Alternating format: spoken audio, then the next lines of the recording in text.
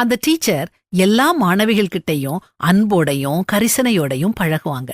அவங்க வகுப்புல ஒரு மாணவி எப்பவும் சோகமாவே இருப்பா. அவளை தன்னுடைய வீட்டுக்கு ஒரு நாள் வர சொன்னாங்க டீச்சர். அடுத்த நாளே அவ வந்தா. டீச்சர் கிட்ட, டீச்சர், வாழ்க்கை ரொம்ப கஷ்டமா இருக்குது. கவலை, கஷ்டம், வருத்தம் மாறி மாறி வந்துகிட்டே இருக்குது. வாழ்க்கை இன்பமா இருக்க ஏதாவது வழி இருக்குதான்னு ஆசையோட கேட்டா. டீச்சர் அவ கிட்ட காஃபி குடிக்கிறியாமான்னு அன்போட கேட்டாங்க. அவ சரின்னு சொன்னா. டீச்சர் உள்ள போய் ஒரு கிண்ணத்துல காஃபி தூள் கொண்டு வந்தாங்க. இந்தா சாப்பிடுன்னு கொடுத்தாங்க. மாணவிக்கு புரியல. சாப்பிடு, நான் பாலை கொண்டு வர்றேன்னு சொல்லிட்டு இன்னொரு கிண்ணத்துல பாலை கொண்டு வந்தாங்க.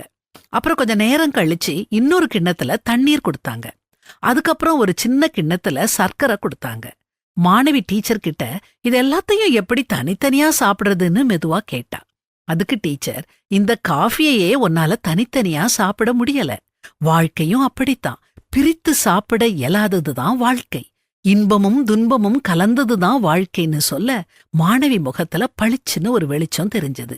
ஆமாங்க, சந்தோஷம், மகிழ்ச்சி, துக்கம், கவலை இப்படி எதிர்மாறான உணர்வுகள் கலந்து வருவதுதான் வாழ்க்கை.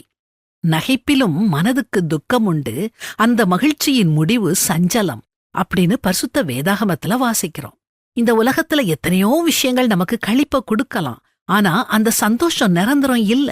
ஆனா தேவனால மட்டும்தான் இந்த உலகம் தரக்கூடாத சமாதானத்தையும் சந்தோஷத்தையும் தர முடியும். அதை அவர்கிட்ட கேட்டு பெற்றுக்கிடுவோம். அதுக்கப்புறம் எந்த கஷ்டம் துன்பம் வந்தாலும் அதை நாம சந்தோஷத்தோட எதிர்கொள்ளுவோம். எல்லா சூழ்நிலைகள்லயும் நாம சமாதானத்தோட வாழுவோம்.